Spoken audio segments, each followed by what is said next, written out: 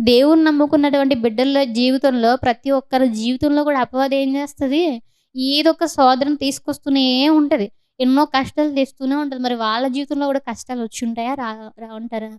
వచ్చే ఉంటాయండి. అయినప్పటికీ వాళ్ళేం చేశారు? దేవుని యొక్క మాటలు విన్నారు కాబట్టి ఈరోజు బైబిల్ పట్టుకున్నటువంటి ప్రతి ఒక్కరు కూడా పేతురు రాసినటువంటి మొదటి పత్రిక, పేతురు రాసినటువంటి రెండో పత్రిక చదువుతున్నావా లేదా? యోహాను సువార్త ఇంకా చదువుతున్నావా లేదా? శిష్యులు వీళ్ళందరూ ఏం చేశారు? దేవుని యొక్క మార్గాన్ని ఎంచుకున్నారు. దేవుని యొక్క ఆలోచనలు వాళ్ళు చూడగలిగారు. వాళ్ళ ఆలోచనలు వాళ్ళు వినలేదు. వాళ్ళ మనసుకు నచ్చింది వాళ్ళు చేయలేదు. వాళ్ళ జీవితాల్లో వాళ్ళ దృష్టికి ఏదైతే యథార్థంగా కనిపించిందో అలా ఎళ్ళ. దేవుని దృష్టికి యథార్థంగా ఏముంది? దేవుని యొక్క ఆలోచనలో ఏముంది? దేవుడు ఏం మాట్లాడుతున్నారని వెల్లడి తెప్పించి వాళ్ళ యొక్క హృదయాలకు నచ్చింది చేయలేదు. హృదయానికి నచ్చింది చేస్తే తుదకు మరణం వస్తది యూదాలాగా, ఇస్కరియోతు యూదాలాగా. ఒకవేళ దేవుడికి నచ్చింది చేస్తే గనక సంఘానికి స్తంభాలుగా నిలబడ్డారు వాళ్ళు.